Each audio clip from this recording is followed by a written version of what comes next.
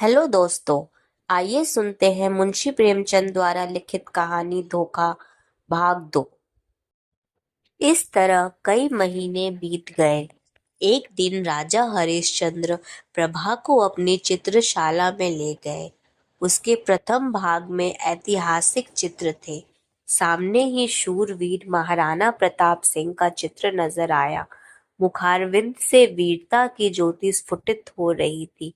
तनिक और आगे बढ़कर दाहिनी ओर स्वामी भक्त जगमन वीरवर सांगा और दिलेर दुर्गादास विराजमान थे।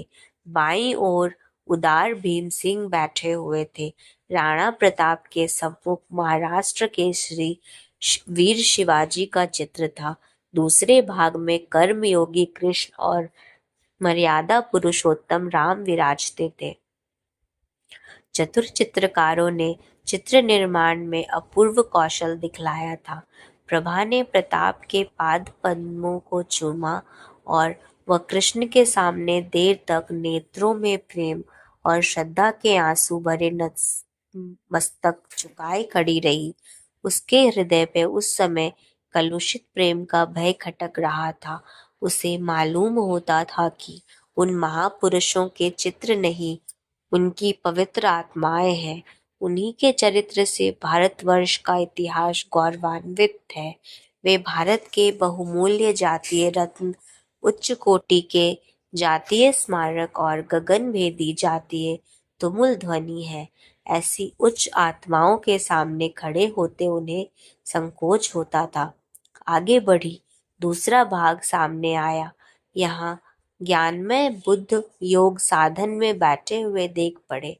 उनकी दाहिनी ओर शास्त्राज्ञ शंकर थे और दार्शनिक दयानंद। एक ओर शांति पथगामी कबीर और भक्त रामदास यथा योग्य खड़े थे। एक दीवार पर गुरु गोविंद अपने देश और जाति पर बलि चढ़ने वाले दोनों बच्चों के साथ विराजमान थे। दूसरी दीवार पर वेदांत की ज्योति फैलाने वाले स्वामी राम तीर्थ और विवेकानंद विराजमान थे। चित्रकारों की योग्यता एक एक अवयव से टपकती थी। प्रभा ने इन चरणों पर मस्तक टेका। वह उनके सामने सिर न उठा सकी। उसे अनुभव होता था कि उनकी दिव्य आंखें उसके दूषित हृदय में चुभी जाती हैं। उसके बाद तीसरा भाग आया। वह प्रतिभाशाली कवियों की सभा थी। सर्वोच्च स्थान पर आदि कवि वाल्मीकि और महर्षि वेदव्यास सुशोभित थे।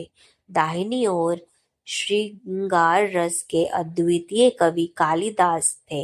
बाईं तरफ गंभीर भावों से पूर्ण भवभूति निकट ही भर्तृहरि अपने संतोषाश्रम में बैठे हुए थे। दक्षिण की दीवार पर राष्ट्रभाषा हिंदी के कवियों का सम्मेलन था। सहृदय कवि सूर तेजस्वी तुलसी, सुकवि केशव और रसिक बिहारी यथाक्रम विराजमान थे। सूरदास से प्रभा का अगाढ़ प्रेम था। वह समीप जाकर उनके चरणों पर मस्तक रखना ही चाहती थी कि अकस्मात उन्हीं चरणों के सम्मुख सर झुकाए उसे एक छोटा सा चित्र दिख पड़ा। प्रभा उसे देखकर चौंक पड़ी। वह वही चित्र था जो उसके हृदय पट पर खींचा हुआ था। वह खुलकर उसकी तरफ ताक न सकी। दबी हुई आंखों से देखने लगी। राजा हरिश्चंद्र ने मुस्कुराकर पूछा, इस व्यक्ति को तुमने कहीं देखा है?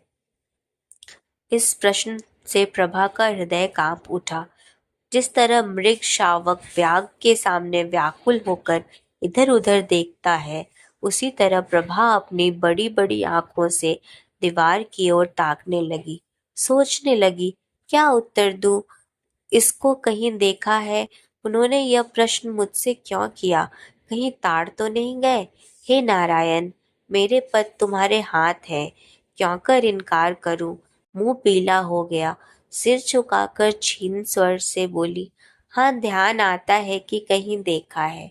हरिश्चंद्र ने कहा, कहाँ देखा है? प्रभा के सिर में चक्कर सा आने लगा। बोली, शायद एक बार यह गाता हुआ मेरी वाटिका के सामने जा रहा था। उमा ने बुलाकर इसका गाना सुना था। हरिश्चंद्र ने पूछा, कैसा गाना था? प्रभा के होश उड़े हुए थे। सोचती थी, राजा के इन सवालों में जरूर कोई बात है, देखूं लाज रहती है या नहीं। बोली, उसका गाना ऐसा बुरा ना था। हरिश्चंद्र ने मुस्कुराकर कहा, क्या गाता था? प्रभा ने सोचा, इस प्रश्न का उत्तर दे दूं तो बाकी क्या रहता है। उसे विश्वास हो गया था कि आज कुशल नहीं है। वह छत की ओर निरखती हुई बोली, सूरदास का कोई पद था। हरिश्चंद्र ने कहा, यह तो नहीं था। कर गए थोड़े दिन की प्रीति। प्रभा की आंखों के सामने अंधेरा छा गया, सिर घूमने लगा। वह खड़ी न रह सकी, बैठ गई और हताश होकर बोली, हाँ यही पद था। फिर उसने कलेजा मजबूत करके पूछा, आपको कैसे मालूम हुआ? हरिश्चंद्र बोले, वह योगी मेरे यहाँ अक्सर आया जाया करता था, मुझे भी उसका गाना पसंद है। उसी ने मुझे यह हाल बताया था, किंतु वह तो कहता था कि राजकुमारी ने मेरे गानों को बहुत पसंद किया और पुनः आने के लिए आदेश किया। प्रभा को अब सच्चा क्रोध दिखाने का अवसर मिल गया। वह बिगड़कर बोली, यह बिल्कुल झूठ है, मैंने उससे कुछ नहीं कहा। हरिश्चंद्र बोले, यह तो मैं पहले ही समझ गया था कि यह उन महाशय की चालाकी है। डींग मारना गवैयों की आदत है, परंतु इसमें तो तुम्हें इनकार नहीं कि उसका गाना बुरा न था। प्रभा बोली, ना, अच्छी चीज को बुरा कौन कहेगा? हरिश्चंद्र ने पूछा, फिर सुनना चाहो तो उसे बुलवाऊं? सिर के बल दौड़ा आएगा, क्या उनके दर्शन फिर होंगे? इस आशा से प्रभा का मुखमंडल विकसित हो गया, परंतु इन कई महीनों की लगातार कोशिश से जिस बात को भुलाने में वह किंचित सफल हो चुकी थी, उसके फिर नवीन हो जाने का भय हुआ। बोली, इस समय गाना सुनने को मेरा जी नहीं चाहता। राजा ने कहा, यह मैं न मानूंगा कि तुम और गाना नहीं सुनना चाहती। मैं उसे अभी बुलाए लाता हूँ। यह कहकर राजा हरिश्चंद्र तीर की तरह कमरे से बाहर निकल गए। प्रभा उन्हें रोक न सकी। वह बड़ी चिंता में डूबी खड़ी थी। हृदय में खुशी और रंज की लहरें बारी बारी से उठती थी। मुश्किल से 10 मिनट बीते होंगे कि उसे सितार के मस्ताने सुर के साथ योगी की रसीली तान सुनाई दी। कर गए थोड़े दिन की प्रीति। वही हृदयग्राही राग था, वही हृदय भेदी प्रभाव, वही मनोहरता और वही सब कुछ जो मन को मोह लेता है। एक क्षण में योगी की मोहिनी मूर्ति दिखाई दी। वही मस्तानापन, वही मतवाले नेत्र, वही नयनाभिराम देवताओं का सा स्वरूप। मुखमंडल पर मंद मंद मुस्कान थी। प्रभा ने उसकी तरफ सहमी हुई आंखों से देखा। एकाएक उसका हृदय उछल पड़ा। उसकी आंखों के आगे से एक पर्दा हट गया। प्रेम विह्वल हो आंखों में आंसू भरे वह अपने पति के चरणार विंदों पर गिर पड़ी और गदगद कंठ से बोली, प्यारे प्रियतम।